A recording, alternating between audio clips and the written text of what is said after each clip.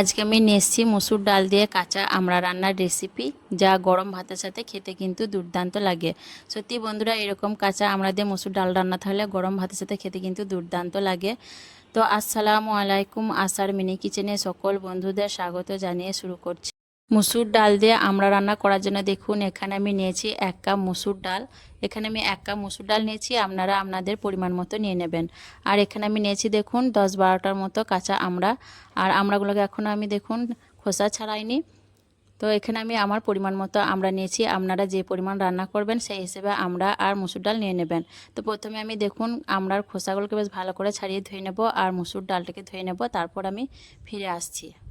মসুর ডাল আর আমড়া বেশ ভালো করে ধুয়ে নেওয়ার পর আমি গ্যাস অন করে কড়াইয়ের মধ্যে কিছুটা পানি বসিয়ে দিয়েছি। তারপর আমি দিয়ে দিচ্ছি ধুয়ে রাখা মসুর ডালগুলো কড়াইয়ের মধ্যে।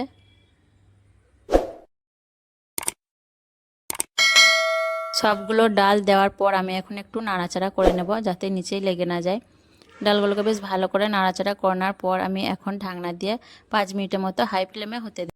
5 মিনিট পর আমি আবারও ঢাকনা খুলে নিচ্ছি, দিয়ে একটু নাড়াচাড়া করে নেব। আর ডালটা দেখুন 5 মিনিট রান্না করার পর হাই ফ্লেমে 5 মিনিট রান্না করার পর ডালের মুখগুলো ফাটতে শুরু করে দিয়েছে। আর ডালটা কিন্তু এখনও সম্পূর্ণ সেদ্ধ হয়নি, ডালটা কিন্তু আরও সেদ্ধ হবে। এখন একটু নাড়াচাড়া করে নিচ্ছি, একটু নাড়াচাড়া করে নিয়ে আবার আমি বেশ কিছুক্ষণ ডালটাকে রান্না করে নেব যাতে বেশ ভালোভাবে ডালটা সেদ্ধ হয়ে যায়। তো এখন আমি ঢাকনা দিয়ে যতক্ষণ না ডালটা বেশ ভালোভাবে সেদ্ধ হয়েছে ততক্ষণ মিডিয়াম ফ্লেমে রান্না করে নেব। বেশ কিছুক্ষণ রান্না করার পর আবার আমি ঢাকনা খুলে নিচ্ছি, একটু নাড়াচাড়া করে নেব। আর কিছুক্ষণ রান্না করার পর দেখুন ডালগুলো কিন্তু বেশ ভালোভাবে সেদ্ধ হয়ে গেছে। এইভাবে ডালটাকে প্রথমে বেশ ভালো করে সেদ্ধ করে নিতে হবে আমড়া দেওয়ার আগে। আমড়া দেওয়ার পর কিন্তু ডালটা ভালোভাবে সেদ্ধ হবে না, তার জন্য আমড়া দেওয়ার আগে ডালটাকে সেদ্ধ করে নিতে হবে। তো দেখুন হাতাতে বেশ ভালো করে ডালটাকে আমি গলে নিচ্ছি। ডালটা যত গলে নেবেন খেতে ভালো লাগবে। তো ডালটা দেখুন অনেকটাই বেশ ভালোভাবে গলে গেছে। এইভাবে করে ডালটাকে গলে নিতে হবে। তারপর আমি এর মধ্যে দিয়ে দিচ্ছি পানি পরিমাণ মতো। ডালের পরিমাণটা যেমন রাখতে চান সেই হিসেবে পানিটা দিয়ে দেবেন। আমি আমার প্রয়োজন মতো দিয়ে দিয়েছি, আমার যতটা লাগবে সেই হিসেবে পানিটা দিয়েছি। দেখুন একটু নাড়াচাড়া করে নিলাম।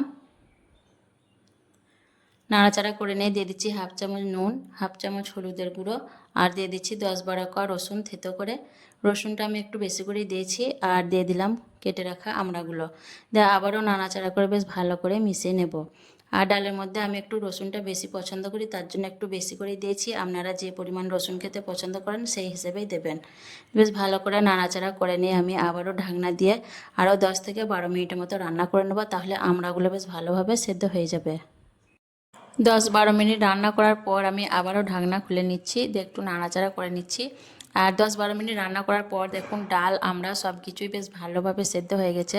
এখন একটু নাড়াচাড়া করে নিয়ে আমি আমড়াগুলোকে হালকা করে একটু গলিয়ে নেব। এতে করে ডালটা একটু টকটক ভাব হবে, খেতে কিন্তু বেশি ভালো লাগবে।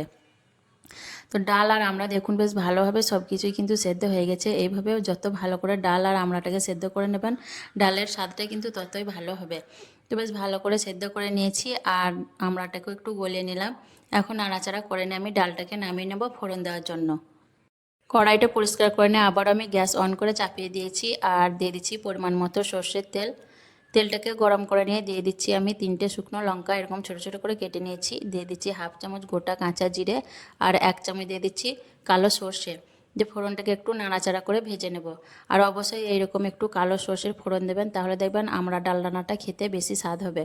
ফোড়নটাকে নাড়াচাড়া করে একটু ভেজে নিয়ে তারপর এর মধ্যে দিয়ে দিচ্ছি 2টো তেজপাতা আর দিয়ে দিচ্ছি একটা মিডিয়াম সাইজের পেঁয়াজ কুচি।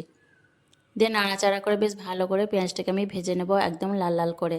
যেহেতু ফোড়ন দেবো তার জন্য পেঁয়াজটাকে অবশ্যই লাল লাল করে ভেজে নিতে হবে, তাহলে ডালের স্বাদটা বেশি ভালো হবে। তো পেঁয়াজটাকে আমি দেখুন একটু সময় নিয়ে বেশ ভালো করে লাল করে ভেজে নেব।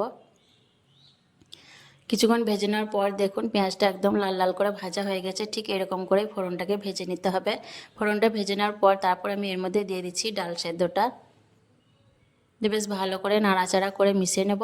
আর নাড়াচাড়া করে বেশ ভালো করে একটু ফুটিয়ে নেব, তাহলে কিন্তু আমার ডাল রান্নাটা সম্পূর্ণ তৈরি হয়ে যাবে।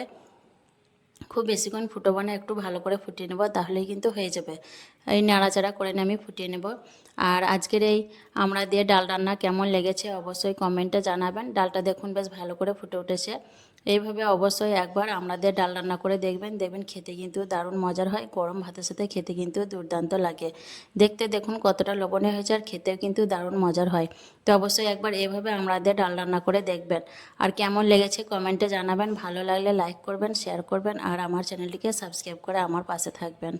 সকলে ভালো থাকবেন, সুস্থ থাকবেন। আসবো আবারও অন্য কোনো রেসিপি নিয়ে। আজকে এই পর্যন্তই। আল্লাহ হাফেজ।